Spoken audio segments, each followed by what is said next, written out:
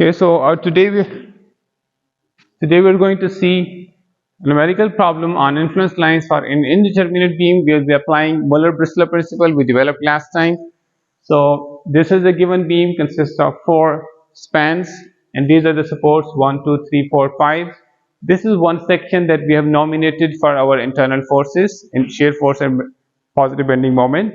So we have to determine these things: the influence line for upward vertical direction at support 3, okay, the negative moment at support 3, influence line for negative moment at support 3, and influence line for positive moment at this designated section 1, and also shears at section 1, okay, at the same section. Now it could have been any other section, but for this problem we are talking about this section 1, okay. Then all we have to determine the critical loading patterns for a uniformly distributed load. That you are assuming that the beam would be subjected to a uniformly distributed load. Now it may consist of dead loads and live loads. Okay, dead loads, no patterns, it remains there for all the life of the structure. Okay, but as far as live load is concerned, it may or may not be present. So what are the critical patterns of that live load, of uniformly distributed live load, that should produce maximum values of these response parameters R3, M3, M11 and V11. Okay, so let's start with the directions at support 3.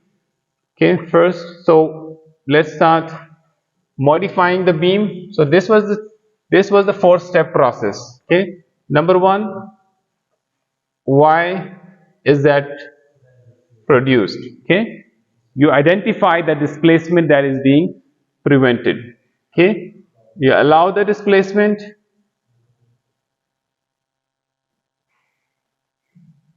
So you modify the structure, you allow the displacement, and then you apply unit load.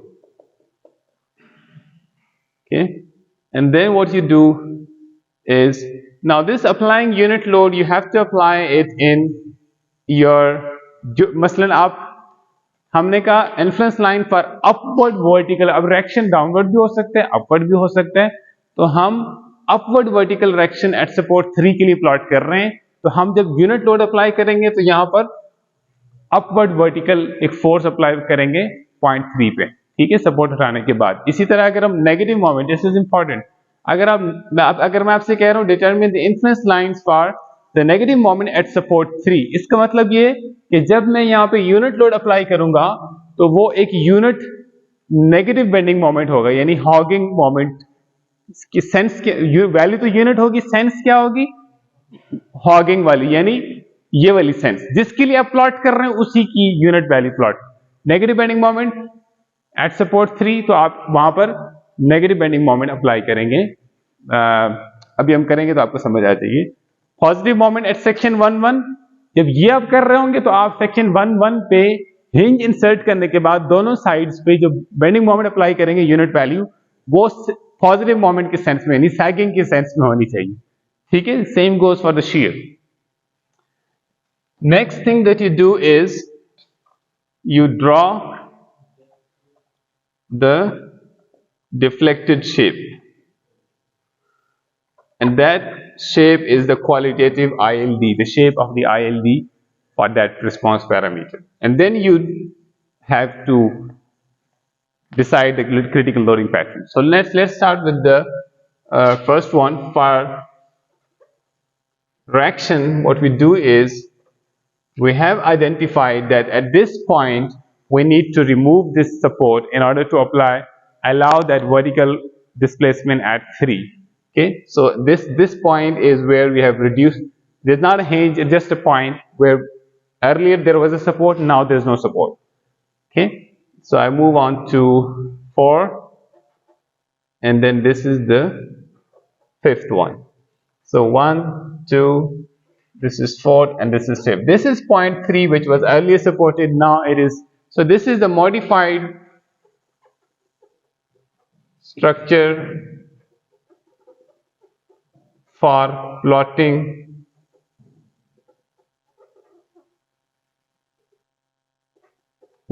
influence lines for R3. Okay, for plotting influence lines for R3, this is the modified structure. So what do you do next? You apply a unit load. Okay, So you will apply a unit load at this point, okay, and then what you do next is draw the deflected shape. Okay, so I'll draw the deflected shape right here. So what do you think should happen? What should be the deflected shape? हमेशा आपने start, pay attention, start deflected shape draw करनी है, start वहां से करना है जहां आपने यूनिट लोड लगाया हुआ है, ठीक है।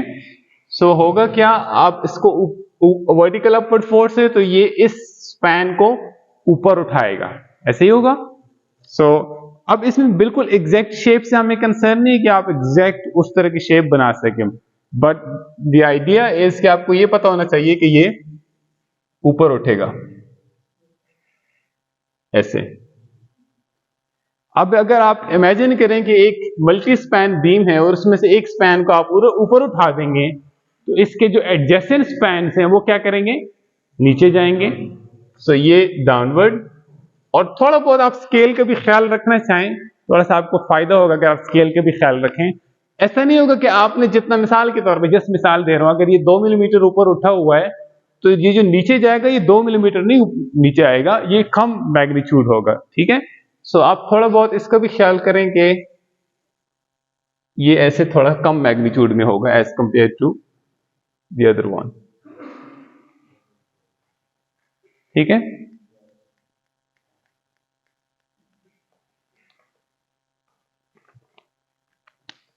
अब इसी को देखते हुए हमने क्रिटिकल लोडिंग पैटर्न, अब critical loading pattern given structure, unmodified पे नहीं, गिवन स्ट्रक्चर पे क्रिटिकल लोडिंग पैटर्न, ये तो जस्ट एक टूल था आईएलडी प्लॉट करने के लिए। ये आईएलडी प्लॉट की शेप प्लॉट हो गई है, ठीक है। अब आप इसको समझे कि ये आईएलडी आपकी बनी हुई है। सो this is what actually, this is your influence line or influence line diagram for upward vertical direction at support 3. Okay, so now you redraw the given structure, given beam,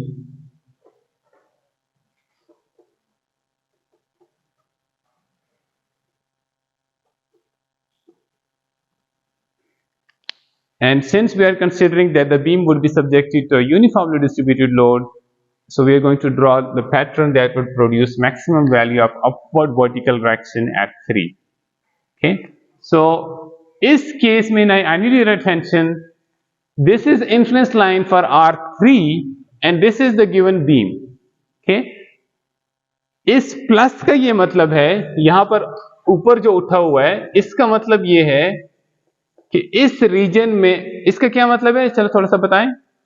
ये जो ऑर्डिनेट है इसका क्या मतलब है, अगर मैं लोड इस बीम में यूनिट लोड यहां पे प्लेस करता हूं, उससे जो रिएक्शन एट 3 डेवलप होता है उसकी सेंस वही है जो मैंने यूनिट लोड अप्लाई किया हुआ है, जो उसकी सेंस है, यानी अपवर्ड, ठीक है। यानी यहां पे आप लोड रखेंगे तो यहां पर जो सपोर्ट 3 है वहां पर एक अपवर्ड वर्टिकल रिएक्शन ही डेवलप होगा। इस प्लस का ये अपवर्ड होने, इस प्लस का ये मतलब है, इस डायग्राम के दो तरह के रीजन है ना, एक वो है जो प्लस है, पॉजिटिव आप कह सकते हैं उसको।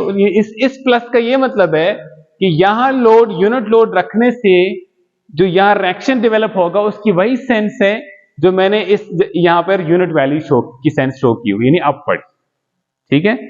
और इसका मतलब यह है कि जब मैं क्रिटिकल पैटर्न इसको जब मैक्सिमाइज करना है, that produce the maximum value of upward vertical reaction at 3। Maximum कैसे प्रोड्यूस होगा, मैं उन स्पैन्स को लोड करूंगा जहां लोड रखने से R3 पे अपवर्ड वर्टिकल रिएक्शन प्रोड्यूस हो, ठीक है। फॉर इंस्टेंस मुझे ये जो 2 स्पैन्स हैं इनको लोड करूंगा तो मेरे पास इनको लोड करने से 3 पे एक अपवर्ड वर्टिकल रिएक्शन प्रोड्यूस हो रहा है। कैसे पता चल रहा है, आईएलडी को देखने से पता चल रहा है, ठीक है। यानी जहां जहां वो पॉजिटिव है वहां वहां लोड कर दें। यहां लोड रखने से इस जगह पे अपवर्ड रिएक्शन ही प्रोड्यूस होता बल्कि डाउनवर्ड रिएक्शन प्रोड्यूस होता है। इसका मतलब यह है कि अगर मैं मैक्सिमम अपवर्ड रिएक्शन चाहता हूं तो मुझे यहां पे लोड नहीं रखना चाहिए, तो ये अनलोडेड रहेगा, ये भी अनलोडेड रहेगा।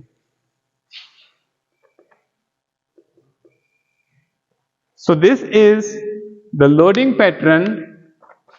Okay, so this is the critical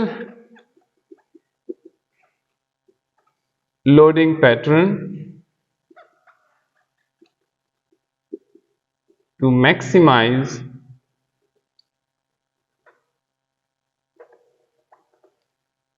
upward vertical reaction at support 3। मैं पूरा इसलिए लिख रहा हूं कि आपको सेंस भी पता चल रहा है कि ये पैटर्न वो है जिससे अपवर्ड वर्टिकल रिएक्शन मैक्सिमाइज होगा। जस्ट इन केस मैंने पूछा नहीं है इस प्रॉब्लम में, अगर मैं आपसे कहूं कि मुझे वो लोडिंग पैटर्न दिखाएं जिससे maximum downward vertical reaction at 3 produce होगा, तो आप कहां कहां लोड रखेंगे? यहां रखेंगे, यहां रखेंगे और इसको खाली छोड़ेंगे, अनलोडेड छोड़ेंगे। ऐसे ही है, समझ आ गई मेरी बात? Okay, now this is for the first part, the influence line for upward vertical reaction at support 3। Okay, क्या टाइम हो गया? 47। Okay, so next is influence line for, ये नेगेटिव पर आपने गौर करना है, मैंने नेगेटिव लिखा है, ठीक है। अगर मैं कुछ नहीं लिखता तो फिर आपको ये कंफ्यूजन होती कि मैं किस चीज को मैक्सिमाइज करना चाह रहा हूं। Okay, so maximum negative moment at support 3 के लिए मुझे, sorry, just for now we are saying in draw influence line for negative moment at support 3। Same procedure for this part again. So what you do is, पहले हमें ये given beam के अंदर कुछ changes करनी होंगी। ओके, सो अगेन मैं एक दफा उसी गिवन को ड्रॉ कर रहा हूं जो गिवन बीम है उसी को, अब मैं आपके सामने चेंज करूंगा इसमें। सो क्यों प्रोड्यूस होता है negative moment at support 3? Why we produce, why, चलो नेगेटिव तो बात की बात है, मोमेंट ही क्यों प्रोड्यूस हो जाता है सपोर्ट 3 पे, और आप स्ट्रक्चर में से क्या चेंज कर सकते हैं कि वो मोमेंट ना प्रोड्यूस हो? अच्छा, पहले इस बात का जवाब दे, क्यों प्रोड्यूस होता है मोमेंट? क्या चीज प्रिवेंटेड है? हाँ, डिस्प्लेसमेंट ही है वो एक, लेकिन उसका पूरा नाम बोलें। यस, रिलेटिव रोटेशन एट 3 वाली जो लोकेशन है वहां पर relative rotation between adjacent sections वो प्रिवेंट हो रही, जिसकी वजह, यानी एक रिजिड कनेक्शन है जिसकी वजह से वो रिलेटिव, चूंकि रोटेशन प्रिवेंटेड है, जिसकी वजह से वहां मोमेंट प्रोड्यूस हो जाता है, इंटरनल फोर्स मोमेंट प्रोड्यूस हो जाता है। सो पहले आपको ये बिल्कुल क्लियर होना चाहिए कि क्या चीज है क्या प्रिवेंटेड है जिसकी वजह से वो पैरामीटर, वो रिस्पॉन्स प्रोड्यूस हो रहा है। बेंडिंग मोमेंट की बात हो रही है, इंटरनल फोर्स, इसका मतलब क्या है कि कोई रिलेटिव डिस्प्लेसमेंट है जो प्रिवेंटेड होगी। शेयर फोर्स रिलेटिव है, shear force is internal force, इसका मतलब शेयर फोर्स पे भी जब जाएंगे वहां पर भी कोई रिलेटिव डिस्प्लेसमेंट होगी जो प्रिवेंटेड होगी, ठीक है। तो यहां बेंडिंग मोमेंट की बात हो रही है, तो relative rotation at 3 which is prevented, ठीक है। So how do you allow that displacement, what modification you need to do? You'll have to introduce an internal hinge. So this is that internal hinge. Okay, this is the change we are going to make.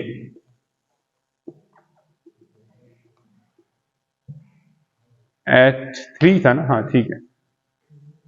So what is the next thing to do? Apply unit load at the same location. अब इस case में क्या बनेगा unit load? Moment, okay? और किस sense में होगा? Hogging. क्यों? We are plotting the influence line for the negative moment at support 3, okay? So what you do is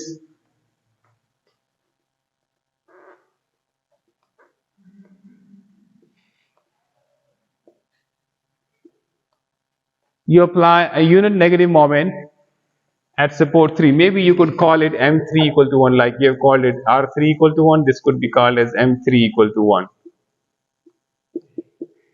Okay? ये एरोज आपको कंफ्यूज तो नहीं कर रहे ना? ऊपर वाला एरो लेबल करने के लिए था.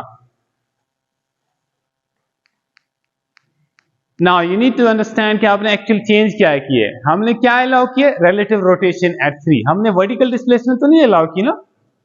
We haven't removed the support. The support is still there. All we have done is we have inserted a hinge connection between these two, this segment and this segment of the beam. दो जो parts हैं वहां पे, ठीक है? वहां पे सिर्फ रोटेशन अलाउ हो गई और अब आपको डिफ्लेक्टेड शेप प्लॉट करनी है. What is the next thing? Draw the deflected shape.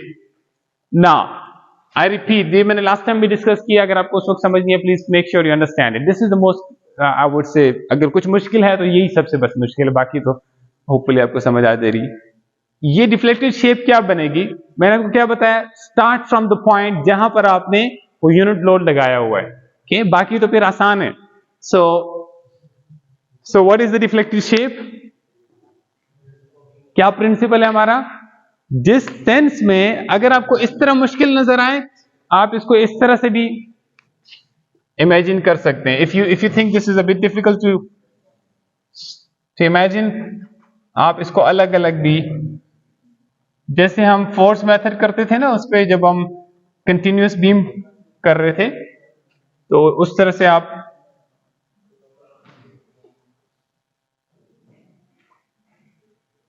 ऐसे भी आप इसको इमेजिन करना चाहें तो ऐसे भी इमेजिन कर सकते हैं. ठीक है? सपोर्ट है, वर्टिकल डिस्प्लेसमेंट नहीं अलाउड, सिर्फ रोटेशन अलाउ की हुई है. सो जिस डायरेक्शन में मोमेंट लग रही है, मोमेंट की जो डायरेक्शन है उसी डायरेक्शन में वहां पे रोटेशन प्रोड्यूस होगी. ठीक है? अगर मोमेंट इस सेंस में अप्लाई हो रही है तो यहां पर रोटेशन, जो डिफ्लेक्टेड शेप बनेगी वो ऐसी होनी चाहिए कि उससे रोटेशन उसी सेंस की बने जिस सेंस की ये मोमेंट लग रही है. ठीक है? अगर मिसाल के तौर पे, मैं अभी गलत एक दफा आपको बना के दिखा रहा हूं, अगर मैं ऐसे ड्रॉ करना शुरू कर दूं नीचे की तरफ, तो क्या होगा? मैं क्या रोटेशन ऐसे बना रहा हूं, इसका मतलब रोटेशन ऐसे मैं कह रहा हूं हो रही है, लेकिन मोमेंट ऐसे लग रहा है. ये नहीं हो सकता. ठीक है? ये मैं जान के आपके सामने एक दफा गलत बना रहा था ताकि आपको आइडिया हो जाए. इसका मतलब इट हैज, दो ही ऑप्शन है ना, इधर it has to go up और it has to go down. ठीक है? So if it is not possible to have it go down, it has to go up. That's the only option left. Okay, so this is what happens. यहां से आपने start करना है ऐसे, और इसको भी ऐसे. अब जाके आप रोटेशन देखेंगे, रोटेशन की सेंस, मोमेंट की सेंस सेम है. ठीक है? Are you getting this? This is the most important point. So अब अगर मैं इसकी यहीं पे मैं ड्रॉ कर रहा हूं डिफ्लेक्टेड शेप, जिसमें कलर चेंज कर देता हूं मे बी. अब डिफ्लेक्टेड शेप में ये गलती ना करना, जहां सपोर्ट है वहां पे तो वो जीरो डिफ्लेक्शन से ही आपने गुजरना है. ठीक है? सो this is something you can start with. एक दफा आपको ये समझ आ गया व्हाट शुड हैपन नेक्स्ट. अगर ये स्पैन ऊपर उठा हुआ है तो इसको क्या करना चाहिए? डाउन. और मैग्नीट्यूड भी थोड़े कम ही आप शो करें. Alright, so now you have the modified structure जिसपे आपने यूनिट लोड लगाया. अब आपके पास ILD भी बन गई है. Okay, so this is what, this is the ILD for negative moment eight 3. या मैंने नेगेटिव लिख दिया ताकि आपको याद रहे. So what do you do next? Critical pattern क्या बनेगा? Let's redraw the given beam.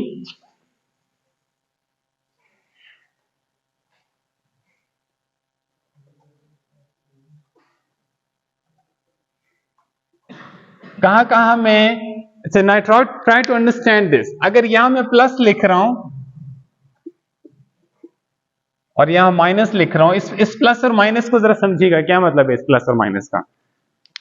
इस प्लस का यहां पर इस ऑर्डिनेट के पॉजिटिव होने का ये मतलब है कि इस बीम में, मसलन मैं अगर इसकी बात करूं, इस जगह की बात करूं, तो इस बीम में इस लोकेशन पे ये यूनिट लोड रखने से सपोर्ट 3 पे उसी सेंस का बेंडिंग मोमेंट प्रोड्यूस होगा जिस सेंस का आपने यहां पे शो किया हुआ, यानी हॉगिंग।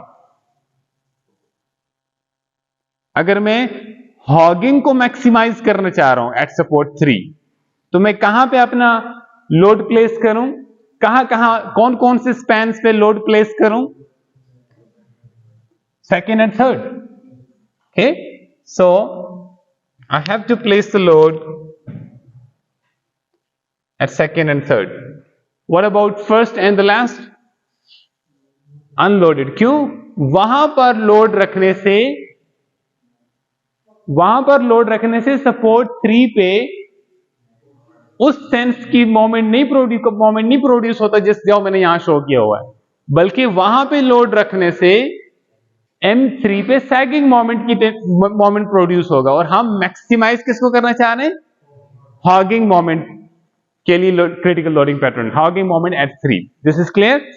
आपकी ये वाली जो बुक है, जो जेम्स के वाइट की बुक है, यहां पर जो आपको डिस्कशन मिलेगी, वो भाई साहब क्या कर रहे हैं, वो हर दफा पॉजिटिव ही लगाते हैं। ये तो मैंने किया ना, नेगेटिव मोमेंट एट सपोर्ट 3, वो जस्ट इस बुक का आपको तरीका बताता हूं। वो क्या करेगा, ये मॉडिफाइड स्ट्रक्चर दोबारा यहां बना रहा हूं नीचे, ताकि आपको समझ आए, दोनों बुक्स को आपको रिलेट करना आ जाए। वो डिजाइन की बुक है, उसका अपना थोड़ा स्टाइल है, ये एनालिसिस का बुक है, ये थोड़ा सा डीपर जाके आपको बता रहा होता है। ठीक, सो उसने वो भी यही आपको कहेगा, यहां पे हिंज इंसर्ट करें, और उस भाई साहब ने जब भी बेंडिंग मोमेंट के लिए आईएलडी प्लॉट करनी है, वो नेगेटिव हो या पॉजिटिव हो, उसने ये कर देना है, यूनिट वैल्यू ऑफ मोमेंट उसने सैगिंग ही हमेशा वहां पे लगा देना है। और फिर डिफ्लेक्टेड शेप जब प्लॉट कर देगा,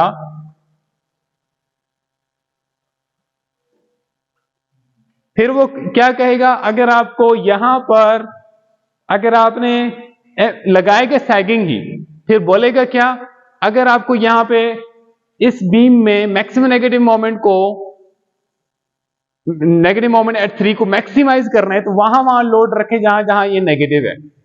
उसका स्टाइल ये है, अगर आपने नेगेटिव मोमेंट को मैक्सिमाइज करना है, तो जहां जहां ये नेगेटिव है वहां लोड प्लेस कर दे। उसका स्टाइल ये है। बात वही आ जाती है, लेकिन जस्ट आपको फर्क बता रहा हूं। ठीक, गेटिंग इट?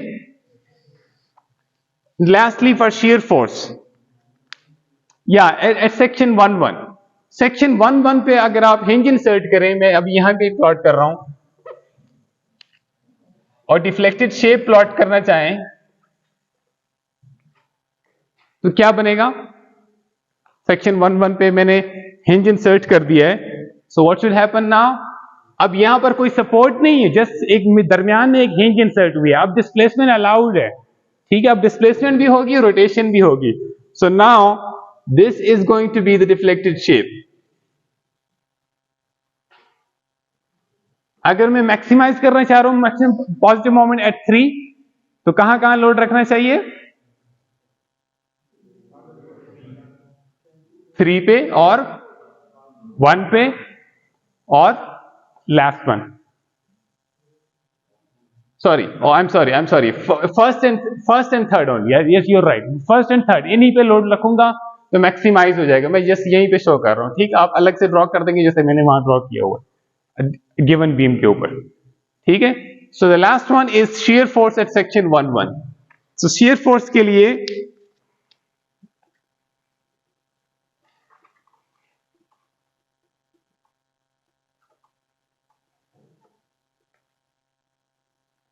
यहां पे है सेक्शन 1.1 इस जगह पर।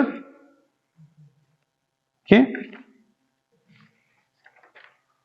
सो what I need to do is, shear क्यों प्रोड्यूस हो रहा है? relative sliding is prevented, so I have to allow relative sliding। तो मैं एक इस तरह की डिवाइस इंसर्ट करूंगा जो relative sliding अलाउ करे। जी जी, आई नो relative sliding को अलाउ कर दे जो। ठीक है, सो relative sliding कैसे अलाउ होगी? यहां पे मैंने एक ये कोई स्पेशल जैसे थ्योरेटिकल सी चीज है, बाय द वे, ये ऐसी चीज इंसर्ट करनी है जिससे रिलेटिव स्लाइडिंग अलाउ जाए। यानी ऐसी चीज नहीं, यानी हिंज इंसर्ट करेंगे तो रिलेटिव रोटेशन अलाउ होगी, लेकिन ये इंसर्ट करेंगे तो रिलेटिव स्लाइडिंग अलाउ होगी। So apply unit load, shear force दोनों पॉजिटिव सेंसेस में मैंने अप्लाई करना है। शेयर फोर्स पॉजिटिव कहां होगा? पॉजिटिव फेस पे अपवर्ड, नेगेटिव फेस पे डाउनवर्ड, और डिफ्लेक्टेड शेप प्लॉट कर दूंगा। ओके, सो ये ऊपर उठाएगा इसको और ये नीचे लेके जाएगा। दिस इज सिंपलर रादर, ठीक है। सो ये कुछ इस तरह की ILD बनेगी।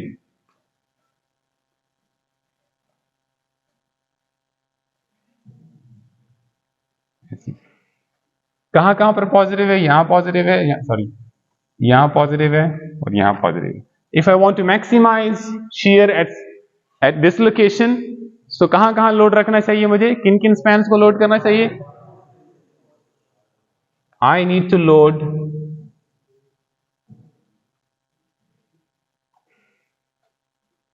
यहां तक लोड आएगा, यहां तक लोड आएगा, इस स्पैन में और इस स्पैन में। Critical loading pattern for maximizing V11।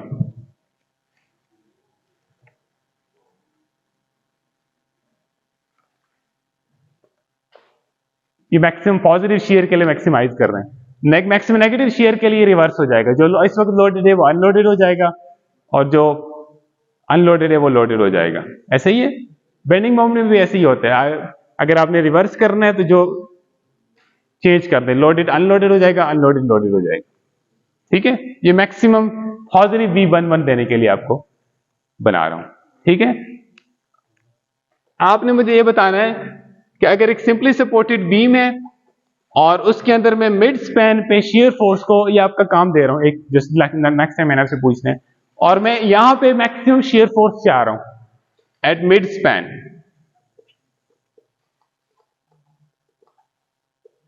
तो यूनिफॉर्मली डिस्ट्रीब्यूटेड लोड कहां कहां लगे ताकि ये मैक्सिमाइज हो जाए मिड स्पैन वाला बेंडिंग मोमेंट। ये आपने लास्ट टाइम मुझे नेक्स्ट टाइम बताना है मुझे। तो एक ही स्पैन है, सिंपली सपोर्टेड बीम है, यहां पर शेयर फोर्स को मैक्सिमाइज करना है मिड स्पैन पे, तो यूनिफॉर्मली डिस्ट्रीब्यूटेड लोड कहां लगे कि मैक्सिमाइज हो जाए? हाँ जी, हाफ पे। ठीक है, इसके बाद आपको समझ आ गई है। ठीक है, इसका यही मतलब है। चले वीडियो बंद कर देंगे।